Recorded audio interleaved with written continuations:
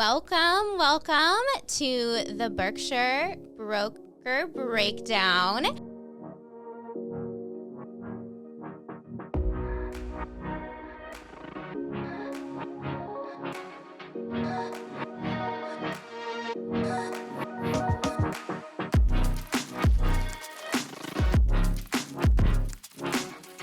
With Berkshire Hathaway HomeServices, PenFed Realty in Wichita, Kansas. And I love that we had some comments on our last episode that everyone didn't know that it was Berkshire and not Berkshire. Big difference. It is a big difference. So I don't know what you guys say, but I always tell the new agents, we are not hobbits from the Shire. We are Berkshire. Do you guys have anything? Love it. Berkshire, yeah. Sure. We are sure that we are the number one. What is going on in the market? I have some MLS stats to kind of run by you guys real quick. Let's hear them. The active listings are up year over year. Now, this sounds dramatic. So they are up 30.5%.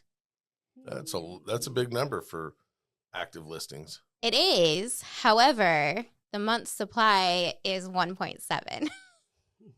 So what does that tell us? The buyer demand is also up, but 1.7 is a great month supply compared to what it was.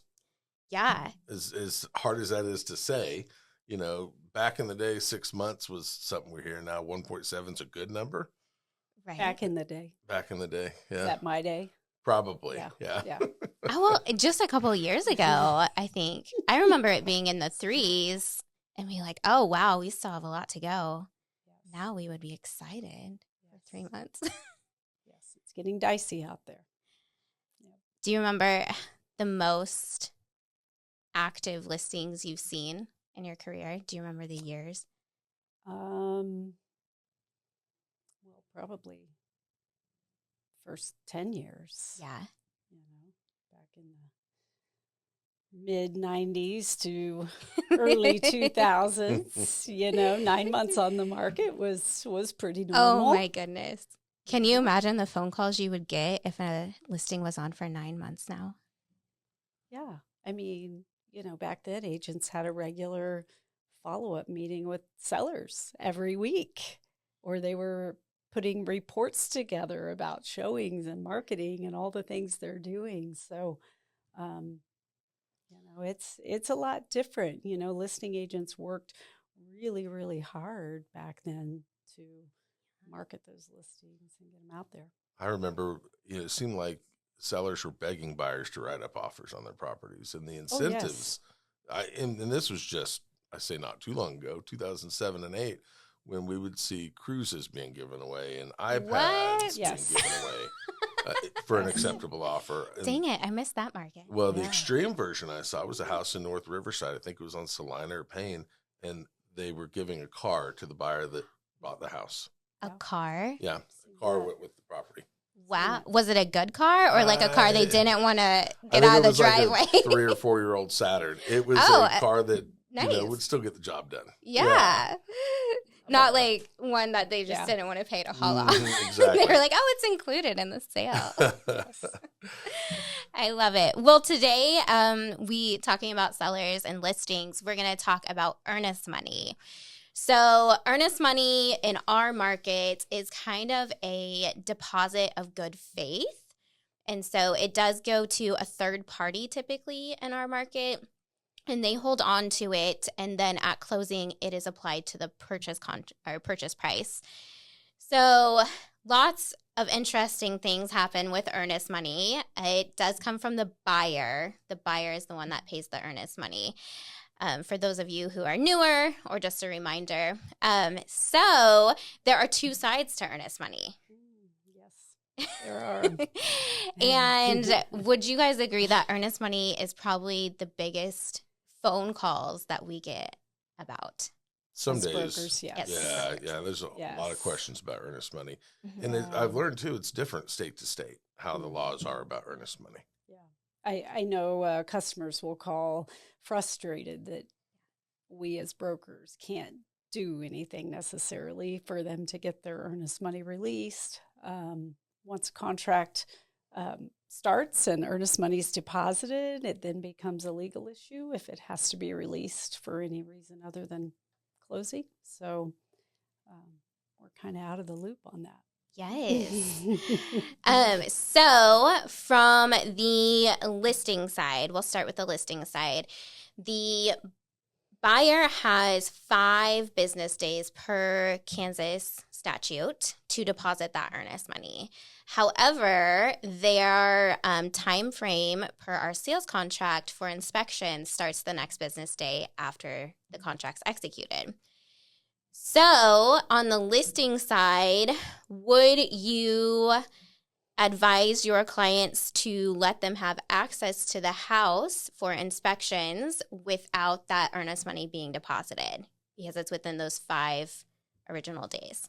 There's some risk involved there. No. Yeah. Well, if you're representing your seller, and technically in the law, the listing brokerage is the one responsible to see that earnest money is deposited. Yes. Unless they give instruction to the other party to make the deposit happen, it is the listing agent's responsibility to make sure that gets done.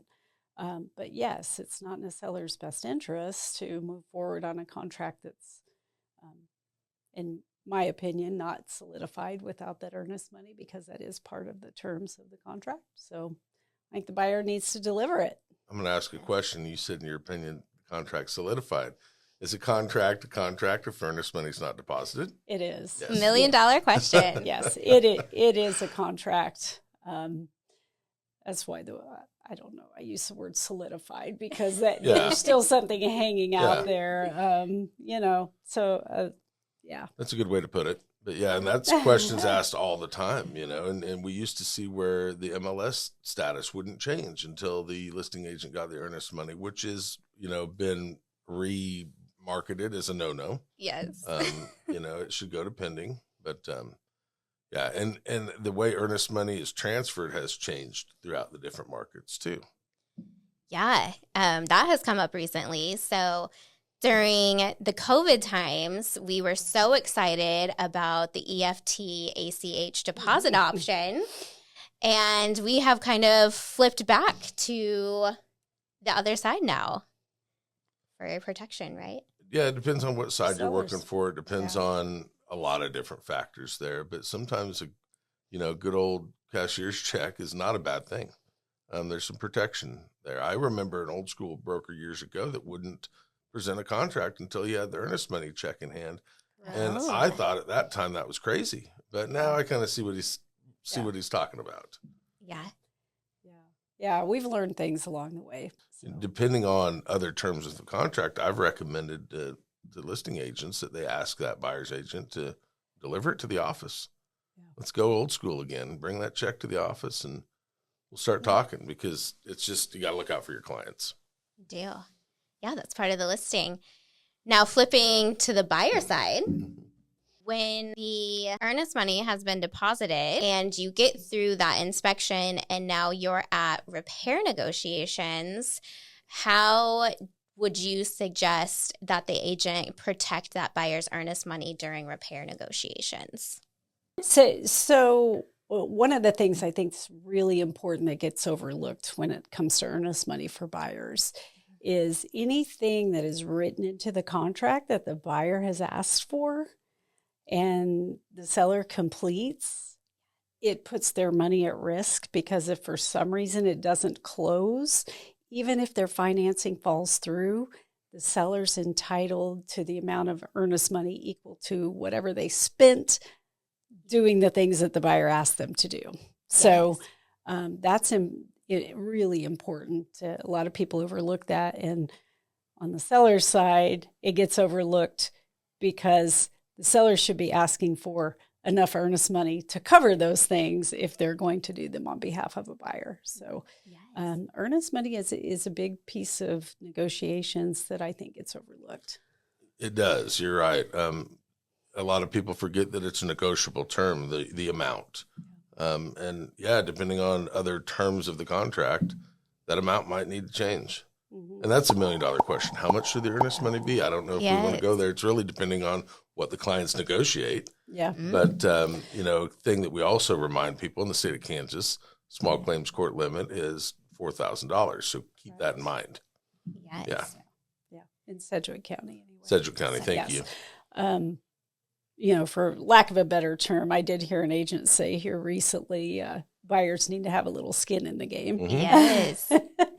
So, and I agree with that. I do agree with that. They need to be serious about it. If they're going to write offers, they need to put some money up. And What's the most amount of earnest money you've seen on a contract? I've seen one that had like $100K. Wow. I've seen 50,000. It was a larger home, but yes. Yeah. That's big. Yeah. I would say they had some skin in that game. Yeah, they were serious about it. In Sedgwick County, I think our court system can stay busy sometimes with earnest money disputes. Yeah, and, agents always, when they are first maybe going with a client to small claims court because they feel like they need to hold their hand, they're very nervous about it. Yes. But I think they find out real quickly it's not quite as intimidating as they thought it was. Yeah. Yeah, we just had an agent go with their client just last week, and they won. Good. I mean, I told them they would based on the circumstances. And, Yeah, we get calls from time to time that seem like they're going to be a slam dunk case. But, it really depends a lot on the judge's mood that day almost. I've heard Devil's things. in the details. Yeah. That's my famous saying. Yeah. Devil's in the details. So sometimes we overlook them. Do you have a story about the devil in the details that you can share? Well, a little insider. Yeah, I do have one. A few years ago when we were having so many multiple offers, we had, it was our listing, thank goodness. But there was a buyer that put up some pretty heavy earnest money, like $50,000 on a property. It was just $200,000 property. So, and they wrote the offer as is, thinking that they would win, which they did. They won. And then they decided they wanted to ask for some repairs. They were told no. Then they wanted to walk. Yeah. And they wanted their money back. Long story short, that was a 18-month lawsuit over that money. Wow. And guess who won? The attorneys. Spoiler alert. That's a very familiar story, though. It truly is. Yeah. And it's amazing sometimes the fights people will enter into just for what they think is the just to make their point or whatever. And it's just they're digging a deeper hole. And you said the attorneys won. So many cases, the negotiations are about winning, and that's not what the motivation started out as. Yeah. And at the end of the day, I mean, technically, that money was just kind of divided up between the parties. So nobody really won, but the attorneys did get paid. Yeah. That's why I say they win. Big deal. I love it. Well, to kind of wrap up, we do have a question submitted, and that is, if a buyer wants to file an affidavit of equitable interest, due to an earnest money dispute, do they have to file for mediation first, according to our sales contract? Well, affidavit of equitable interest is, a legal tool, but I don't see it being used in earnest money situations. Yeah. And I guess there's a few different ways to answer that because, earnest money is excluded from mediation as well. Small claims court was probably the correct avenue rather than an affidavit of equitable interest. Yeah. I think sometimes the affidavits, they think if they get filed, it will cloud the title, Yes, which it will. And then that seller wouldn't be able to sell their property to the next person. gets messy. Yeah. But we are not attorneys. We do not give No. legal advice, Nope. Yes. whether that's the correct or best method versus going to small claims court. I don't know. Yeah, in so many cases, that is our answer, that they probably want to seek legal advice. They love it when we tell Always. them that. Always. Well, thank you so much for chatting Earnest Money and what's happening in the market with me today. I hope you guys all tune in for our next episode. Make sure to subscribe below. Leave us some comments if you enjoyed our conversation today. And thank you guys so much. Thank you, Tiffany. Thank you.